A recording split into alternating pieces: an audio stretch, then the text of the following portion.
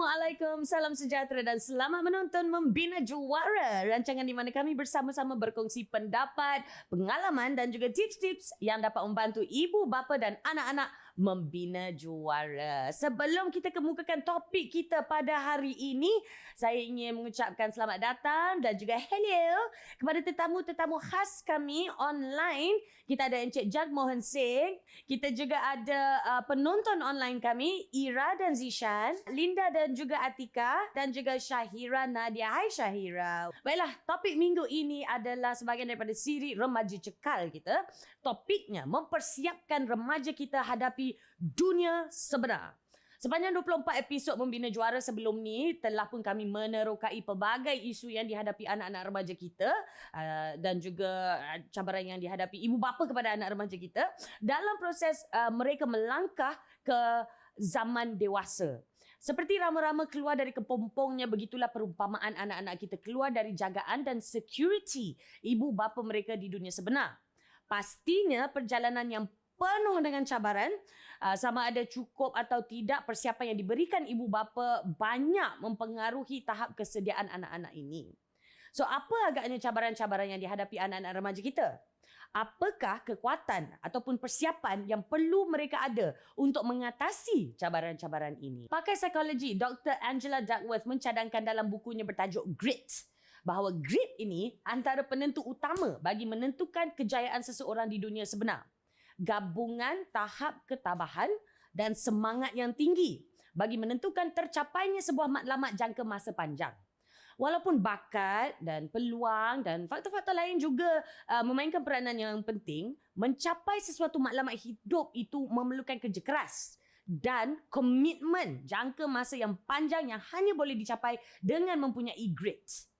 Malangnya, kajian terkini mendapati ramai anak muda zaman ini kekurangan grit untuk menyediakan diri, bukan sahaja untuk menghadapi zaman dewasa ya, tapi juga zaman remaja sekarang sekalipun. Sebuah kajian antara pendidik dan majikan di Malaysia yang ditugaskan Milo pada tahun 2020 mendapati ramai anak-anak muda kini menjalani hidup yang terlindung ataupun sheltered, kurang grit lah dan tidak bersedia menghadapi dunia sebenar.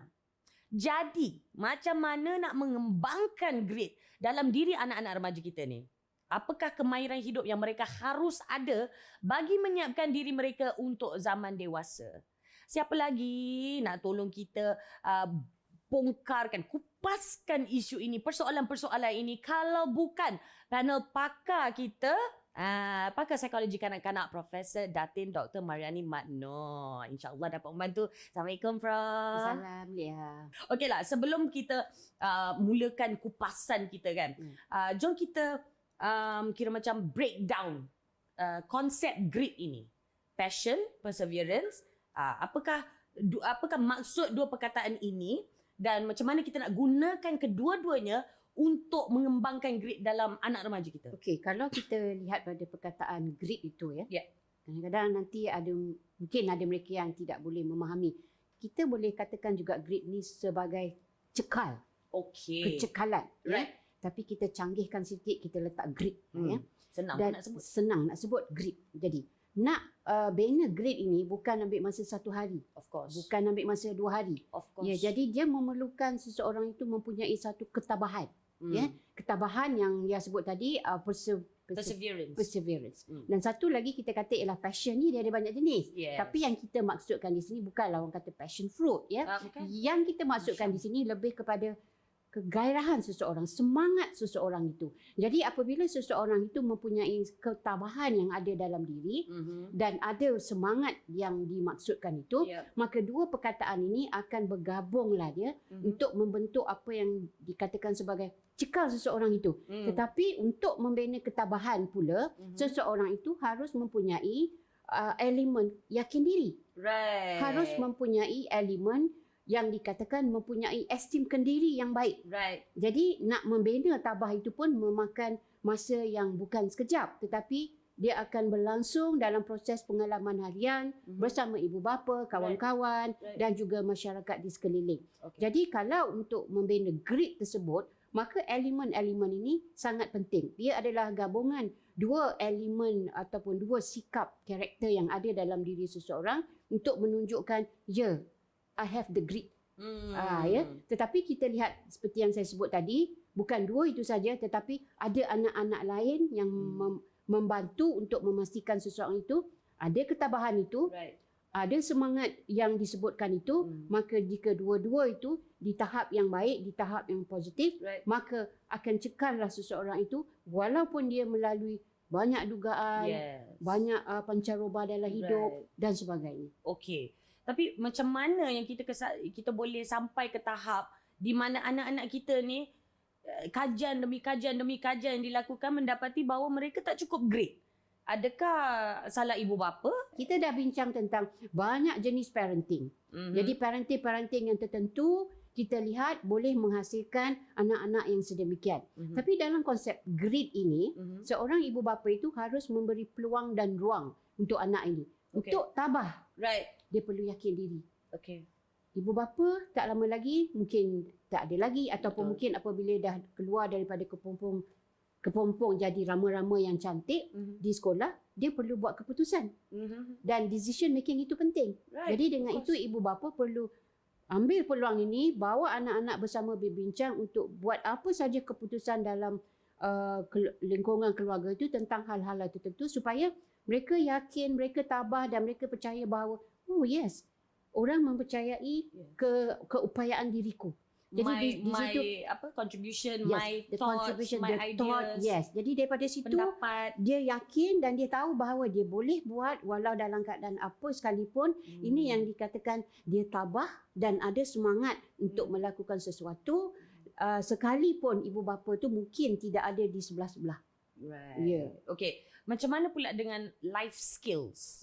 Okay. Sebab yelah life skills ni memang ataupun kemahiran hidup kemahiran hidup. Dulu dekat sekolah kalau adik-adik yang sedang menonton sekarang ni, zaman remaja sekarang ni, mungkin tak tahulah kemahiran hidup tu nanti gapo. Zaman I dulu, kemahiran hidup adalah sebuah subjek di sekolah. Dalam konteks psikologi, kita kata kemahiran hidup ini merujuk kepada kemahiran insaniah. Melibatkan manusia juga. Ia tidak melibatkan kemahiran teknikal.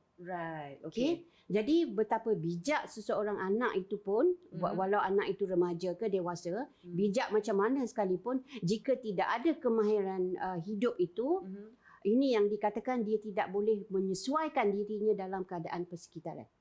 Dia tak boleh dikatakan tabah untuk menghadapi apa yang dia patut buat. Jadi sebenarnya apa yang perlu dalam diri seseorang itu adalah yang pertama ialah kemahiran hidup ini ialah apa yang dikatakan yakin diri. Sebab itu di sekolah diadakan co-curriculum. Dan dipohon juga oleh setiap murid itu perlu melibatkan diri dalam mana-mana aktiviti co-curriculum. Bila berlaku aktiviti ini, maka mereka akan bergaul dengan rakan sebaya. Dan bila bergaul dengan rakan sebaya, maka berlakulah proses sosialisasi. Daripada situlah dia akan menguasai semua elemen-elemen psikososial itu. Yang mana dia melibatkan bukan saja yakin diri.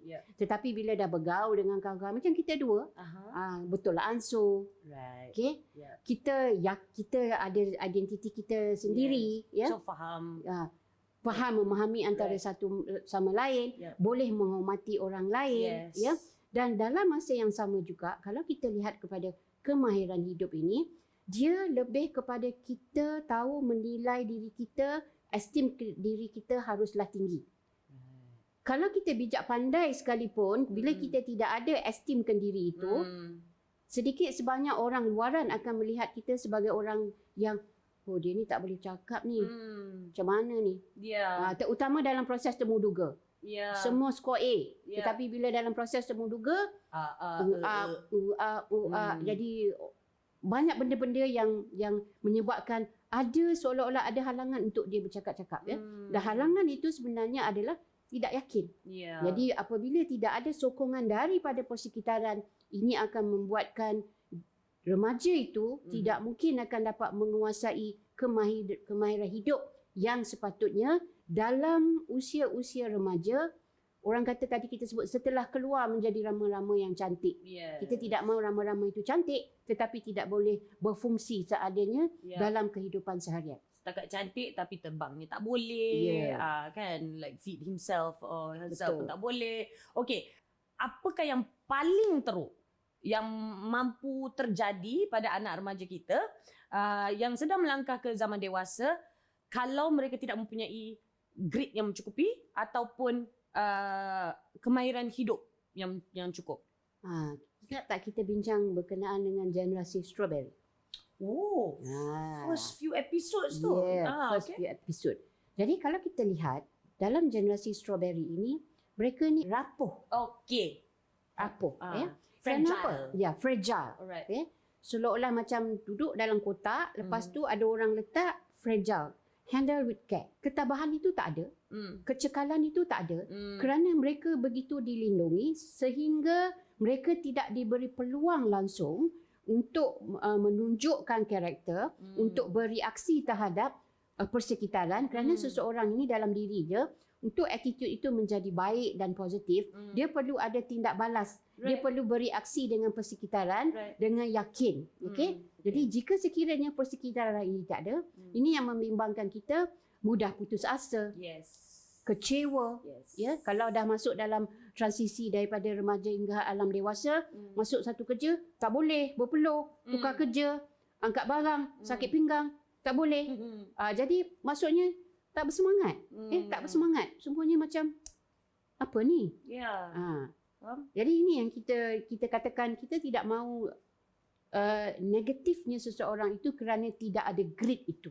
Jadi sebagai seorang juara, remaja perlu ada grit yang dibina daripada kanak-kanak lagi dan dibimbing oleh ibu bapa mengikut cara gaya keibubapaan yang sepatutnya.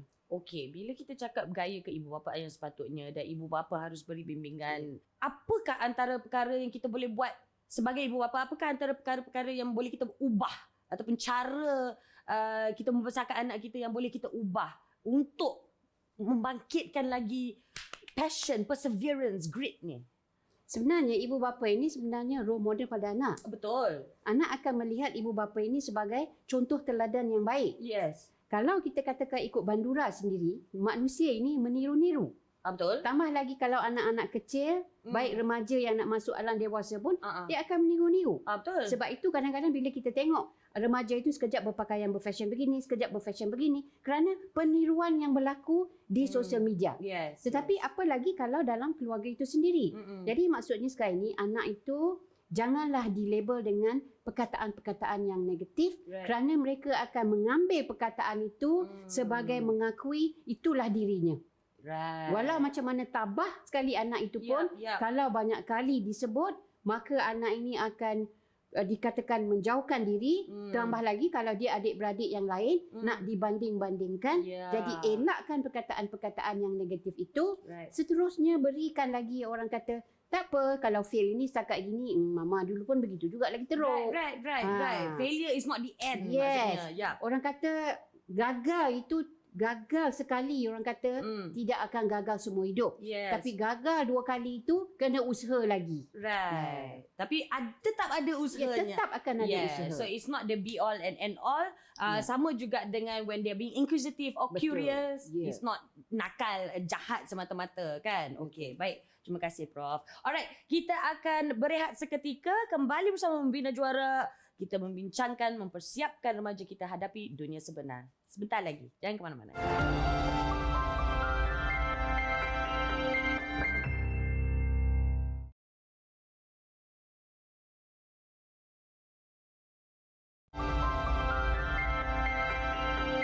Selamat kembali menonton Membina Juara. Hari ini sebahagian daripada siri Remaja Cekal, kami membincangkan cara-cara mempersiapkan remaja kita hadapi dunia sebenar. Di talian sekarang ini kita ada tetamu khas merupakan Ketua Program Life Skills Development di Taylor's University, Encik Jack Mohan Singh ataupun Jack. Hi Jack. How you doing? Hello. Okay, Jack, kita akan terus ke soalan kenapa Universiti Jack merasakan sangat-sangat perlu untuk mewajibkan subjek ini ataupun program ini dalam sebahagian daripada the foundation course, the life skills foundation course untuk pelajar-pelajar Jack. If you look at the situation that we are living in today's world, we are living a very demanding lifestyle. Pada hari ini, if you look into the internet, you will see that we make 35,000 decisions in one day. Wow. So the rise in the demands of our lifestyle is one thing. The second thing is most employers in Malaysia have voiced their dissatisfaction with the quality of graduates that are coming out of local universities. Okay. When asked why, most were in the areas of lacking emotional intelligence. Right. The other thing is also the rise of mental health challenges in this country. You're seeing the numbers, the figures, the stats are going up related to people suffering from stress, anxiety, depression. So there's basically huge pressure on youths and students, of course. There's so much of, at that particular age, there's so much of expectations that are heaped on them. Sometimes the expectations are put on themselves. Sometimes it's by their parents. Sometimes it's peer pressure. This is also the time of their life when they're getting into relationships, so they're discovering new emotions. And some of them are being in new environments, so to cope with new environment pressures. The other important reason is, of course, because now we are already into the fourth industrial revolution. So it gives rise to the VUCA environment. VUCA stands for VUCA. It means volatile, uncertain, complex, and ambiguous. So these are the terms which are used by the corporates, which leads to really highly disruptive environments. Right. Last time in the past, the time that we used to live, we used to say change is the only constant. Yep. Yeah. But today, disruption is the only constant. We have come to that level. So what is happening? Business models are changing by the day. You're going to see 80 million jobs are going to be replaced by 97 million new jobs coming into the picture. Wow. So yes, we're going to lose 80 million jobs. But the good thing is that with every industrial revolution, you see new jobs also coming, and the amount and the number of new jobs were more than the ones that you lost. So we are having 97 million new kind of jobs coming into the market. So the skill set is definitely going to be very different in terms of meeting the demands of this job. Yeah. So we also based the big why by referring to World Economic Forum. So based on the World Economic Forum's trending skills for 2025, we find that the demands for the jobs in future are mostly in the area of emotional intelligence skills. Right. So the demand is in that area. Yep. And research shows that people with higher EQ or emotional intelligence tend to be more successful in both their personal and professional lives. And so we want to teach them in Taylor's University how to develop more of their emotional intelligence, which is a wide range of skills, including grit and resilience. So, okay. Apakah antara subjek-subjek yang bakal diajar dalam life skills modul ini, dan kenapa kenapa universiti Taylor's menentukan inilah dia subjek-subjek yang paling perlu? So the core concept that we went with was Daniel Goleman's concept.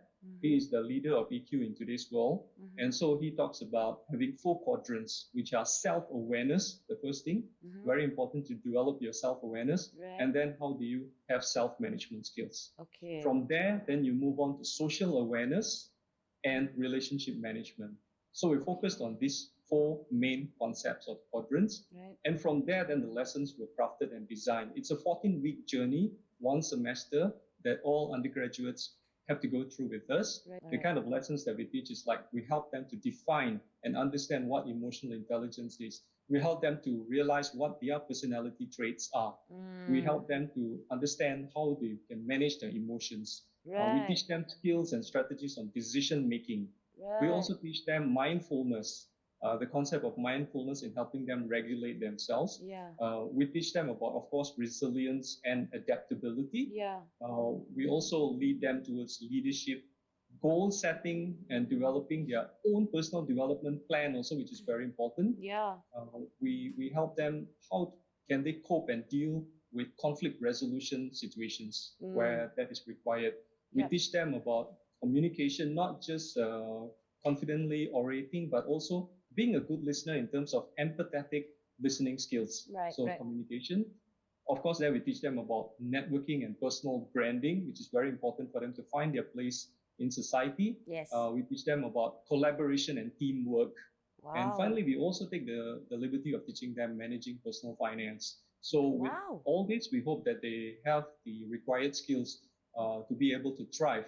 Mungkin boleh bagi contoh cara skills ni diajar ataupun diaplikasikan? We have clinical psychologists, we have mental health experts, we have corporate professionals, mindfulness specialists from US, we have sports psychologists, educational experts, communications experts, people have won the Toastmaster Championship, political scientists, and a crazy humanitarian and a person with a HR background leading them, that's me. So that's where we feel that it's important to be very passionate, and we have to be ourselves practitioners in order for them to facilitate this learning to our students. Right. Dari segi practitioners adalah pengamal ya. Like kita kena amalkan cara hidup tersebut in order to facilitate the students and everything. Basically, to sum it all up, more than just academic knowledge, they gain real-life working experience, That's fantastic. emotional intelligence, Yeah. and also the ability to create and innovate. Yeah. The aim is to produce graduates who can be basically real-world solution providers. Right. To face the real world. Thank you so much, Jag. We are going to take a short break. Tapi jangan ke mana-mana, kita akan borak lagi dengan Jag, dengan Prof. Mariani juga di Membina Juara. Jangan ke mana-mana.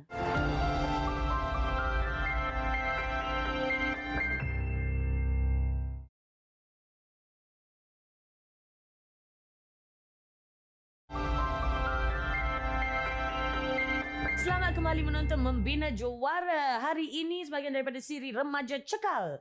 Kita membincangkan mempersiapkan remaja kita hadapi dunia sebenar. Penonton online kita Ira dan juga Zishan. Silakan dengan soalan anda. Hello, my name is Zishan. Hai. And my question is, bagaimana saya mengenali minat saya sebagai remaja? Di mana pada usia ini masih berganti minat. Kita pernah bincang sebelum ini, manusia ni ada banyak jenis kecerdasan. Betul. Tadi saya dengar Mr. Jack kata ada emotional quotient tu, semua itu memang penting lah ya. Right. But on top of that, minat ni sebenarnya bergantung kepada apa yang disukai oleh kata ini Zishan ya. Yeah. Apa yang disukai oleh Zishan. Tapi sekarang ni pastinya sekarang umur Zishan berapa tahun ya? 11. 11 tahun satu minat. Kemudian masuk 12 tahun minat lain. Ya, Bila betul. dah masuk zaman remaja akan berlaku akhir balik, akan berlaku perubahan emosi, More complex akan berlaku situations. perubahan dalam kumpulan organisasi sosialisasi mereka. Right. Jadi dah pandai bermain dengan laman media sosial, Betul. dah pandai mendapatkan ilmu sana sini. Jadi akhirnya minat itu akan tukar. Right. Okey. Jadi di sinilah dikatakan ibu bapa itu memainkan peranan yang penting. Okay. Kalau tadi Mr. Jack kata life skill for young learners. Tapi pada saya juga life skill ini juga penting untuk remaja-remaja ini supaya mereka betul-betul dapat mengenal pasti. Perlu ada orang kata determination untuk dia mengatakan ya ini minat dia. Right. Tapi kalau katakanlah ya seseorang itu minat dengan satu-satu subjek. Yeah. Dia minat fizik, dia minat matematik. Right. Tetapi minat itu kalau mengikut requirementnya, minat ini sesuai untuk jadi seorang engineer, sesuai untuk jadi seorang apa lagi yang Doktor, memerlukan scientist. fizik dan sebagainya. Right. Tetapi kemungkinan minat itu tidak ke situ. Cuma itu minat daripada aspek subjek. Jadi Zishan jangan keliru sama ada minat pada subjek atau minat apa nak jadi masa akan datang. Kalau katakan Puan Ira, ibu sebagai apa? Puan Ira sebagai apa sekarang ini ya? Suri rumah. Kalau sebagai suri rumah, katakanlah ibu ini sebagai seorang doktor. Bila dia tengok ibu dia, dia minat pula nak jadi doktor. Sedangkan subjeknya dia tak suka minat dengan chemistry, biologi dan sebagainya. Jadi Zishan perlu kenal pasti, minat itu adakah maksudnya minat kepada subjek atau minat tentang apa nak dibuat untuk masa akan datang. Tapi percayalah ibu bapa perlu mainkan peranan yang penting. Perlu menyediakan persekitaran yang kondusif untuk anak ini. Right. Cuma satu saja bahawa ibu bapa jangan sediakan skrip untuk anak tentang apa dia yang akan jadi pada masa akan datang. Kalau tidak, dia akan dapat meneruskan kelangsungan hidupnya dengan apa saja yang perlu dibuat kerana manusia ni bermain dengan 3H. Okay. Head, Right. fikiran, Right. heart iaitu emosi, Yep. dan akhirnya hang sama ada dia suka, dia perlu buat sesuatu. Maksudnya perlu ada gerak tari dalam hidup ini, perlu bermain dengan emosi dan juga perlu berfikir. Dan hanya individu itu sendiri yang dapat mengenal pasti minat apa yang ada pada anak bernama Zishan ini. Okey, jadi ibu bapa pun haruslah berikan sedikit kebebasan untuk anak dia, kebebasan dan juga kepercayaan untuk anaknya mengenal pasti minatnya and encouragement when they finally find the minat. Betul. Okey, baik. Alright, seterusnya soalan daripada Puan Ira sendiri. Silakan. Jadi anak itu ada motivation, dia bisa berdisiplin diri, dia bisa belajar responsibility. Ini adalah hal yang penting, soft skill yang perlu untuk masa depan dia nanti. Maksudnya bagaimana mau memotivasikan anak itu apabila mereka dewasa kelak, ya? Ya, saya juga biasa ngomong Indonesia. Ya, dia begini ya. Sudah Indonesia pula. Okey. Dia sebenarnya motivasi itu ada dua, ya. Motivasi dalaman dan juga motivasi luarannya, ya. Jadi sebagai ibu, Puan Ira harus memberikan inspirasi. Harus memberikan ide-ide. Ide-ide itu idea-idea, ya. Ide-ide apa yang anak ini mungkin akan lakukan apabila mereka dewasa kelak, ya. Itu dalamannya. Maknanya di sini apa yang dimaukan. Bukan yang Puan Ira maukan. Ya, bukan yang orang tua yang lain yang maukan, tetapi apa yang anak itu maukan. Dan dalam masa yang sama juga, ya, motivasi secara luarannya. Kalau Zishan memaklumi, okey, Bu, saya suka jadi seorang doktor, tapi saya tidak minat subjek biologi. Jadi di sini Ibu Ira harus mainkan peranan yang penting dengan menyediakan platform persekitaran. Bagaimana mau anak ini dididik suka terhadap subjek itu kerana dia mau jadi seorang doktor. Bahasa Indonesia saya. Ya? Jadi di sini maksudnya ialah harus dipastikan bahawa Puan Ira menyediakan dalamannya, semangat anak itu untuk melakukan sesuatu, ketabahan anak itu untuk melakukan sesuatu, dalam masa yang sama juga memastikan bahawa persekitaran itu adalah persekitaran yang sesuai untuk ke arah minat anak itu, di samping bantuan dari guru-guru. Kalau kiranya masuk satu-satu mana-mana college, mungkin kalau ada life skill itu, mungkin amat tepat sekali untuk diambil kursus itu. Ya, Ibu? Okey. Baik, terima kasih banyak-banyak Puan Ira dan juga Zishan. Seterusnya Puan Linda dan juga Atika, silakan dengan soalan anda. Assalamualaikum. Waalaikumsalam. Saya nak tanya, apakah cara yang terbaik untuk mengembangkan grid anak-anak ni dalam suasana yang sihat dan positif, manakala sekarang ni banyak pengaruh dari luar dan pada social media. Itu saja. Terima kasih. Anak memang kita nak didik yang terbaik. Of course. Okey? Dan pastinya ibu perlu menyediakan yang terbaik untuk anak. Betul. Tetapi yang terbaik untuk anak itu pastikan bukan yang dikatakan terlalu mengungkung. Bila terlalu mengungkung, maksudnya anak ini tidak diberi kebebasan, malah nak buat keputusan dalam golongan keluarga pun mungkin anak ini tidak akan diambil kira pendapat. Jadi dengan itu anak harus diberikan peluang untuk bersuara. Dalam masa yang sama, kedua-dua ibu bapa ini harus jadi seorang yang dikatakan active listener. Okay. Boleh mendengar, bukan cakap mendengar, dengar, ibu faham tak? Tak faham. Jadi sepatutnya mendengar dengan memberi cadangan, memberikan idea-idea. Jadi dalam masa yang sama, untuk memastikan dia juga mempunyai grade, harus dipastikan juga anak ini beri tanggungjawab untuk melakukan sesuatu, terutama dalam rumah tangga, dalam rumah itu sendiri pastinya ada tugasan-tugasan yang kita yang kita boleh minta anak itu bantu. Sudah memandangkan sekarang ini bekerja dari rumah pun ada, belajar di rumah pun ada. Jadi di sinilah masa anak itu kita kata berikan peluang untuk dia menggarap semua kemahiran-kemahiran hidup itu dalam realiti kehidupan yang sebenar. Itu pastinya lah, ya. Dan kalau tidak, nanti ini yang kita kata tak cekal, anak saya tidak cekal. Bagaimana dia nak dicekalkan kalau suasana dalam rumah itu sendiri tidak menyediakan platform untuk kecekalan itu. Teach the anak to own up to certain things, take responsibility. Betul, and speak up juga. Speak up, dan pada masa yang sama bila anak tu speak up, jangan macam active listening. Kan? So maknanya take it into consideration jugalah, jangan, yelah biasalah kita family Melayu ni kan selalu sangat kau kecil-kecil jangan nak masuk campur urusan orang besar. We have to stop that lah kan. Okay. Atika pula, silakan soalan anda. Hai dan Assalamualaikum. Saya Waalaikumsalam. nak tanya, adakah sistem pembelajaran di sekolah menyediakan para pelajar untuk menghadapi kehidupan sebenar?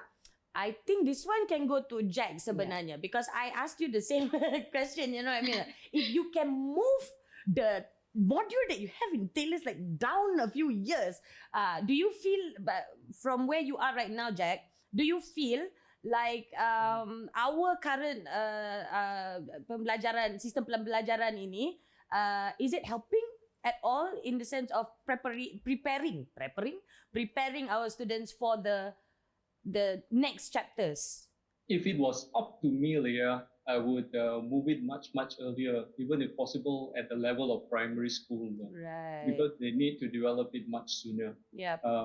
But yeah, I'll take the opportunity also to contribute some thoughts on the very, very interesting questions that Zishan and Linda, who raised also.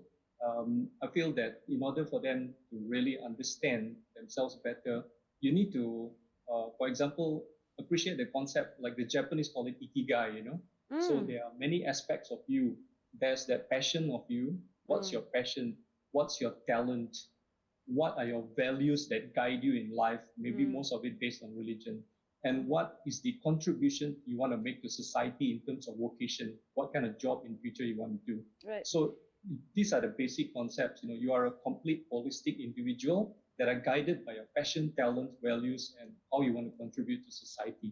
So understanding and discovering this will really be important. If you find all of them are aligned, you are in a sweet spot. Okay. Most individuals, they find themselves torn because they are working something, but their passion is somewhere else, their talent is somewhere else, and so on. Yep. So finding that sweet spot is important. In order also to provide some strategies of being resilient, developing your grit, we have to understand basically first, it's common for humans to experience difficult events that change our lives. Maybe it's a death of a loved one, loss of job, serious illness, sometimes abuse or other traumatic events. True. So in essence, being resilient means, you know, being able to adapt and bounce back when something difficult happens in our lives. It is the ability basically to pick ourselves up again after a painful or traumatic experience. Yes. Our levels of resiliency will change and develop throughout our lives. Right. Research has shown that being resilient is ordinary, not extraordinary. People commonly demonstrate resilience. Prof. Mariani was absolutely on point and correct to say that it takes time to build grit. Yes. It's a matter of developing and growing this muscle. It's a muscle that you develop. Yep. So basically you have to focus on the things that you can change and accept the things that you cannot. Yes. So finding your character's strength, maybe you can do a simple online VIA test to identify your values, identifying and finding the support system. So the strategy that I would recommend is number one, PAS. Simple. PAS. What is PAS? P stands for your personal strengths. You need to focus your attention on what you can do during good times so that when tough time happens, you know what you have. It builds your self-esteem, like Prof. Mariani is saying. You will say, I feel confident in my abilities. Your self-mastery, I have the ability to do this. Right. So both self-esteem and self-mastery are crucial in being resilient during times of stress. So take time each day to develop awareness of your personal strengths, such as through reflection or gratitude exercises. Okay. A, what does A stands for? A stands for action. So it is recommended that you acknowledge the struggles and suffering and plan the next action which will help you to escape from the difficulties you face. So, and the third one is S. S stands for support. Right. So during stressful times, identify and seek out either people or whoever who can help you in terms when you require support, and go and seek for the support. This is a sign of maturity, not of weakness. Yes, so this is thank you. Yes, it is actually. And it is also a sign of bravery because you are brave enough to admit you cannot handle things on your own. You need support, you need help. To answer mungkin sedikit Atika punya question, ya, ada sedikit kekurangan di situ bab-bab penyediaan para pelajar menghadapi kehidupan sebenar dalam sistem pembelajaran kita. Tapi apa yang telah pun dikongsi oleh Prof. Mariani dan juga Encik Jai actually, kita sebagai ibu bapa insyaAllah yang menonton sekarang ini dan remaja sebenarnya yang menonton sekarang ini boleh aplikasikan dalam membina grit dalam diri kita sekarang, bermula sekarang, tak kira usia. Okay, so yes, that's very good information, very good questions dan very good answers, Alhamdulillah, daripada Prof dan juga Jack. Okay, kita akan berehat seketika tapi jangan ke mana-mana, masih lagi membincangkan, mempersiapkan remaja kita hadapi dunia sebenar di Membina Juara.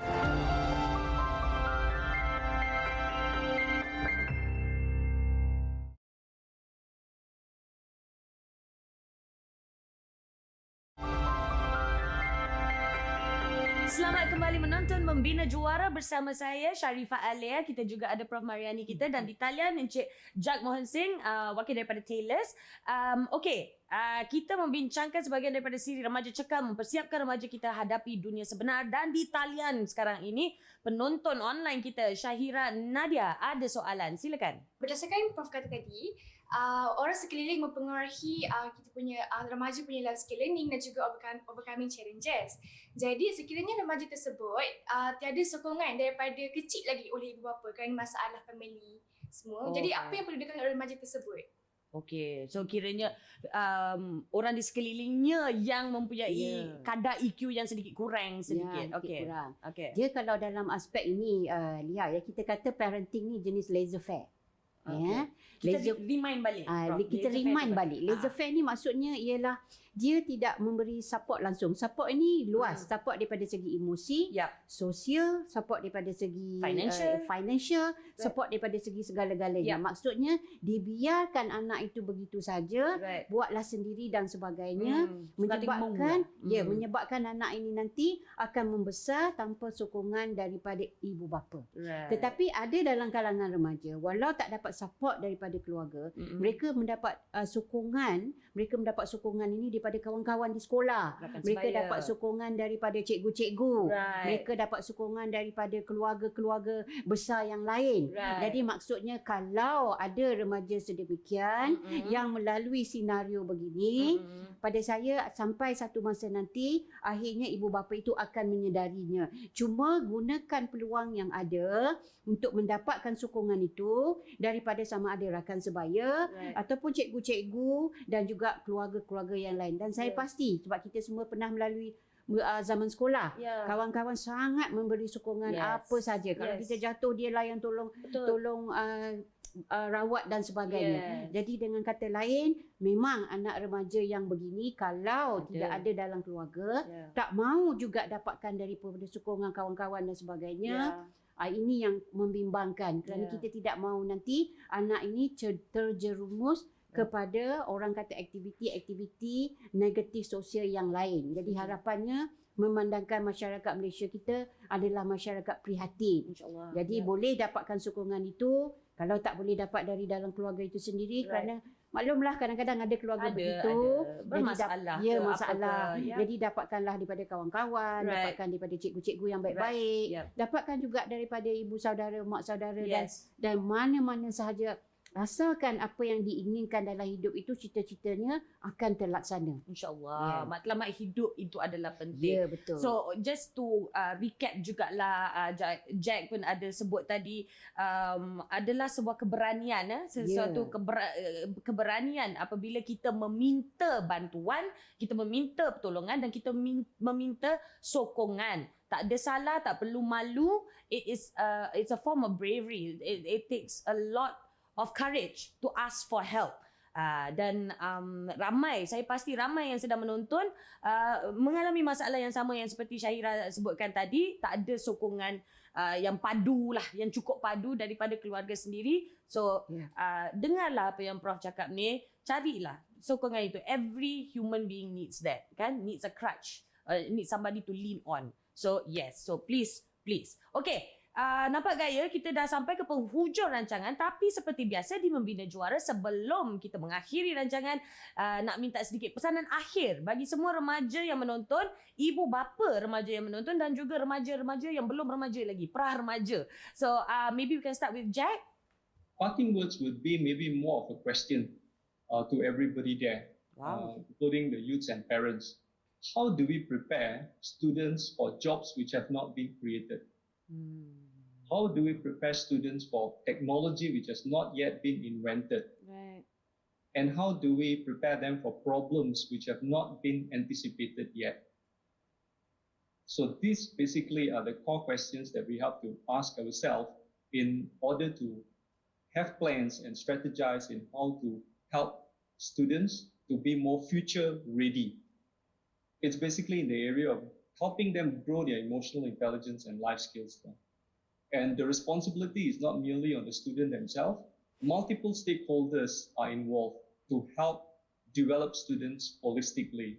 It could be the role of the parents, yes, but it's also the role of educators, the communities that they live in, Yes. and basically the environment, if it's an institution or school. Yes. So multiple stakeholders have that responsibility. We can't solely put the responsibility on one stakeholder. Yep. It's a collective effort in how my wish is in terms of nation building, how we Right. grow the future generation to be progressive leaders and help take us towards an environment, an era of progressive society in Malaysia, Right. where these are the people who are going to go out there and be leaders in the civil, public, and private sector, Yep. where they take important decisions and policies in helping us advance in all aspects in terms of nation building. Alright. Thank you, Jack. Sebenarnya soalan Jack itu kan sangat sesuai sebenarnya, dan kita di Membina Juara ni juga akan bertanyakan soalan itu tidak lama lagi dalam episod yang akan datang bila kami membincangkan mempersiapkan remaja untuk kerjaya masa depan. Okey, tapi belum sampai episod tu lagi.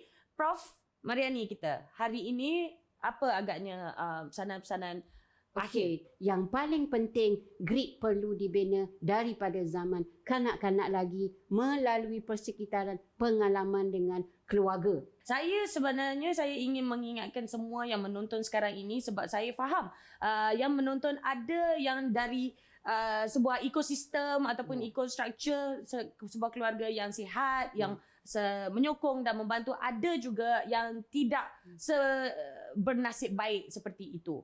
But ladies and gentlemen, kita sebuah masyarakat, sebuah negara Malaysia, it takes a village to raise a child. Begitulah juga kita kena ingat demi membangunkan negara kita dan demi mempersiapkan remaja kita, tak kiralah anak siapa, demi dunia sebenar, untuk menghadapi dunia sebenar. Sebab at the end of the day, whether or not they are our children, we will reap the benefits, they will reap the benefits, insyaAllah. Okay, so kita kena persiapkan diorang, tak kira lah anak siapa. Okay, semua anak kita. Yes, gitu. Alright lah, kepada anda yang ingin memberikan ataupun berkongsikan feedback, boleh saja layari laman media sosial kami, like, follow dan juga share.